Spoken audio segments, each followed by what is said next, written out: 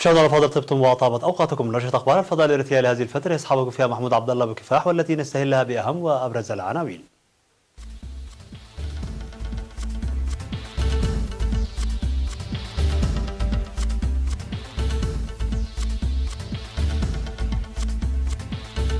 اعلان نتائج امتحانات الشهاده للمرحله المتوسطه. المزارع في مديريه اسماط توجد في وضع جيد. اقليم القشبركة يقيم انتشار المؤسسات التعليميه ونسبه المشاركه في التعليم. تكليف جوزيبي كونتي لتشكيل حكومه جديده في ايطاليا. باكستان تجري تدريبات على اطلاق صاروخ باليستي. مصرع 7 أشخاص على الأقل في فيضانات بجنوب المغرب. مرحبا بكم من العناوين إلى التفاصيل. أعلن يوم أمس الأربعاء نتائج امتحانات الشهادة المتوسطة للعام الدراسي 2019-2018. فقد أوضح الأستاذ هبتي أسفام مسؤول الامتحانات بوزارة التعليم عن جلوس 51138 طالبا وطالبة لامتحانات الشهادة المتوسطة من 412 مدرسة متوسطة على مستوى الوطن، وبلغت نسبة النجاح 60%، حيث شكل الإناث من بين من أحرزوا على الدرجات نسبة 56%. كما أشار لوكالة إيرينا بأن نسبة النجاح هذا العام قد زادت عن العام الماضي ب1.8%. هذا وكان الطلاب قد جلسوا الامتحانات مواد اللغة الإنجليزية والعلوم والدراسات الاجتماعية والرياضيات والتربية الوطنية في الفترة من 13 حتى 15 من يونيو في مراكز الامتحان المحددة بكافة الأقاليم، وكذلك في كل من جدة والرياض بالمملكة العربية السعودية.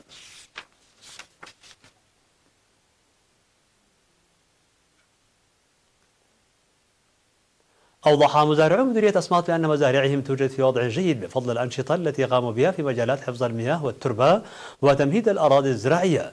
من جهته قال مسؤول مكتب الزراعة في المديرية السيد ياسين عثمان بأن المديرية شهدت ابتداء من مايو وحتى 23 من أغسطس الحالي هطول 284 ملم من الأمطار، مما أدى ذلك إلى تنمية الذرة في مساحة 4730 هكتارا، والدخن في مساحة 423، والبقوليات في مساحة 713، والمحاصيل الزيتية في مساحة 6 هكتارات، حيث بلغت غالبيتها مستوى العزيق.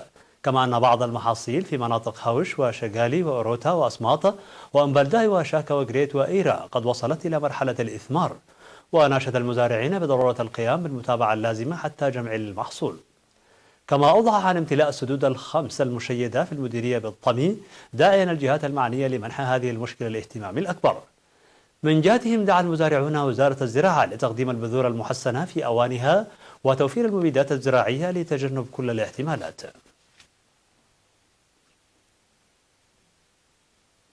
في إطار الجهود الحثيثة الجارية لتعزيز التعليم الأكاديمي، أوضح في الاجتماع التقييمي الذي عقد في 28 و29 من أغسطس الجاري بمدينة بارنتو في إقليم القشبركة الإنجازات المحققة بالنظر إلى انتشار المؤسسات التعليمية بالإقليم وتدني مستوى إرسال الأطفال إلى تلك المؤسسات.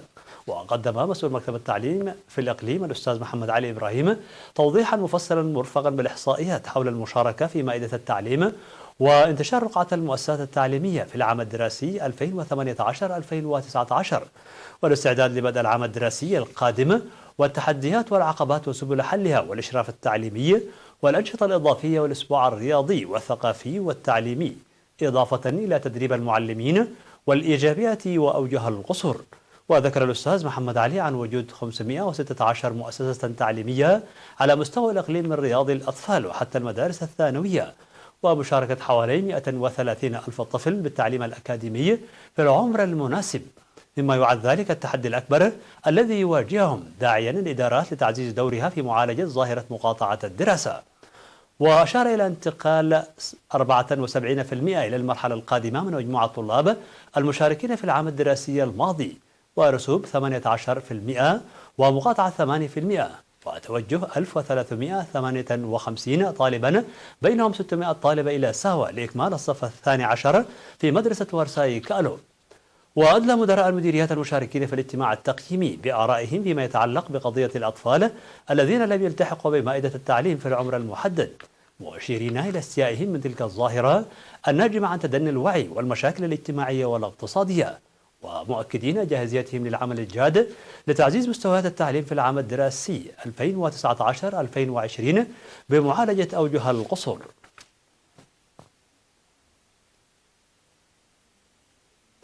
نظم الإريتريون في عاصمة جنوب السودان جوبا والعاصمة السودانية الخرطوم في 22 و25 من أغسطس الجاري العديد من الأنشطة الدبلوماسية الشعبية. وفي السمينار الذي عقده سفير إريتريا في جنوب السودان السيد يوهانس تخلي ميكائيل للإريتريين في جوبا قدم توضيحا مفصلا حول نضال الشعب الإريتري لنيل الاستقلال وحماية السيادة الوطنية. وقال السفير يوهانس أن نضال الشعب الإريتري هو نضال الأجيال المتعاقبة، وأن الهدف من النضال الذي تتبارى فيه الأجيال وتدفع فيه القالي والنفيس هو ترسيخ القيم الإريترية الوطنية وإبرازها بالتنمية فضلا عن تأمين السلام والتنسيق الإقليمي، موضحا بأن المرحلة الراهنة المبشرة هي نتاج لذلك النضال الوفي. وفي ذات السياق عقد القائم بأعمال السفارة الإريترية في السودان السيد إبراهيم إدريس سمينارا للإريتريين المقيمين في الخرطوم وضواحيها حول الأوضاع الراهنة في البلاد والمنطقة. وأشار السيد إبراهيم إدريس إلى فشل كافة المخططات التي خيضت لإبعادنا عن التنمية وإركاعنا خلال 20 عاما الماضية بتصدي الشعب الإريتري في الداخل والخارج وكفاءة حكومته الرشيدة، وأن الاستثمار الضخم الجاري في مواردنا البشرية هو عجلة التنمية الرئيسي، لذا يجرى العمل بقوة لإنجاح هذه المهمة. كما قدم توضيحا مفصلا حول التطورات التي تشهدها منطقتنا بعد التوقيع على اتفاقية السلام والتعاون بين إريتريا وأثيوبيا وسبل تقدمها، كما أشار إلى ضرورة تمتين تأطيرنا ووحدتنا. ومن جهتهم أشاد المشاركون بأهمية السمينار مؤكدين جاهزيتهم لتعزيز سهاماتهم لإنجاح البرامج الوطنية. نظمت في مديرية فعبد حملة تطعيم ناجحة للمواشي لتنمية إنتاجيتها عبر تأمين وضمان صحتها. وأوضح مسؤول مكتب الزراعة في المديرية السيد حاجوس قبل تنسائي عن تطعيم حوالي 7000 من الماعز والأبقار والدواب. ومن جهته قال الشاب محمود عبد الله المشارك في الحملة أن الحملة التي سيرت بتنقل المهنيين إلى أماكن تواجد الماشية كانت فاعلة بفضل التعاون الجيد للسكان.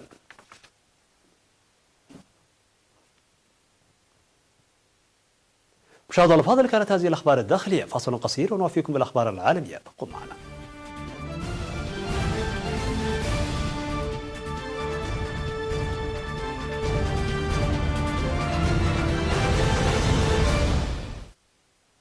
على الصعيد العالمي، كلف الرئيس الإيطالي سيرجيو ماتاريلا رئيس الوزراء جوزيبي كونتي بتشكيل حكومة جديدة بعد اتفاق لتجنب انتخابات مبكرة، كما أعلن متحدث باسم الرئاسة. ويتوقع أن يحصل كونتي على بضعة أيام لإجراء مشاورات سياسية للتحقق من ضمان غالبية في البرلمان بعد موافقة حركة 5 نجوم المناهضة للمؤسسات والحزب الديمقراطي للعمل معا ضمن ائتلاف جديد. وقبل كونتي بهذا التكليف وسيقوم بمشاورات مع الأحزاب السياسية لبضعة أيام للحصول على غالبية في البرلمان. وأعلن زعيم حركة 5 نجوم لويجي دي مايو أن الاتفاق مع الحزب الديمقراطي يجب أن يوافق عليه أعضاء الحزب في تصويت إلكتروني سينظم في عطلة نهاية الأسبوع. هذا وتعيش إيطاليا منذ 3 أسابيع أزمة سياسية عميقة بعدما تسبب سالفيني وزير الداخلية السابق في 8 من أغسطس بانهيار الائتلاف الذي شكله مع حركة 5 نجوم، ثم استغالت كونتي في 20 من الشهر متهما سالفيني بتمرير مصالحه الانتخابية الخاصة قبل مصالح البلاد.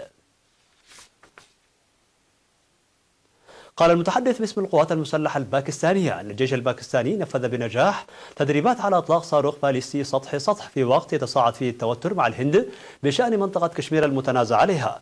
وقال الميجر جنرال آصف غفور المتحدث باسم القوات المسلحة الباكستانية أن باكستان نفذت بنجاح تدريبات ليلية على إطلاق الصاروخ غزنوي القادر على حمل أنواع متعددة من الرؤوس الحربية. ويمكن للصاروخ حمل رأس حربي لمسافة تصل إلى 290 كيلومترا. جاءت التدريبات في الوقت الذي يتزايد فيه العداء بين باكستان والهند إثر إلقاء نيودلهي وضع الحكم الذاتي لإقليم كشمير المتنازع عليه، والذي تسبب في إشعال حربين من الحروب الثلاثة التي خاضتها الدولتان.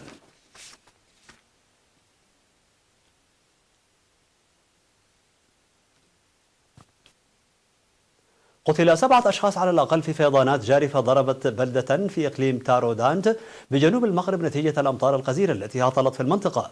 وقالت السلطات المحلية لوكالة الأنباء الفرنسية أن الأمطار الغزيرة التي شهدتها المنطقة أدت إلى حدوث فيضانات في قرية تيزيرت بضواحي تارودانت وأودت بحياة الضحايا ال7، وهم شاب يبلغ 17 عاما و6 مسنين.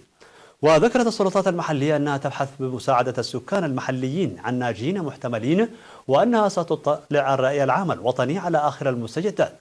وأكدت السلطات المحلية أن الضحايا السبع كانوا من متابعي مباراة لكرة القدم، مشيرة إلى فتح تحقيق تحت إشراف النيابة العامة حول ظروف وملابسات هذا الحادث وتحديد المسؤوليات. وتعود آخر فيضانات شهدها المغرب إلى نهاية يوليو الماضي في جنوب مراكش، قتل فيها 17 شخصا إثر انهيار أرضي بسبب فيضانات. اشتهرت شركة أوكرانية بمنتجاتها المبتكرة المرتبطة بالبن، وكان الابتكار هذه المرة نظارة شمسية تنبعث منها رائحة القهوة الساخنة. وأجرى الرئيس التنفيذي للشركة تجارب باستخدام نباتات مختلفة مثل النعناع والبقدونس والهيل، سعيا لإنجاح نظارات صديقة للبيئة وتواكب الموضة أيضا، إلى أن وجد ضالته في رواسب مشروب القهوة. وتستخدم صناعات تراعي البيئة رواسب القهوة بالفعل في إنتاج أشياء مثل قطع الأثاث والأكواب وأحبار الطباعة والوقود العضوي، لكن هابري لينكو هو أول من استخدمها في صنع نظارات شمسية تنبعث منها رائحة المشروب الساخن. واستخدم المخترع الذي يتحدر من عائلة معروفة بصناعة النظارات ولديه خبرة 15 عاما في هذه الصناعة رواسب نحو 300 عينة قبل صنع النظارة التي وصفها بالمثالية، والمتاحة حاليا بسعر يتراوح بين 78 و 89 دولارا. مشاهدينا الأفاضل، بهذا نكون قد وصلنا بكم إلى نهاية النشرة. شكرا على حسن المتابعة، دمتم بألف خير.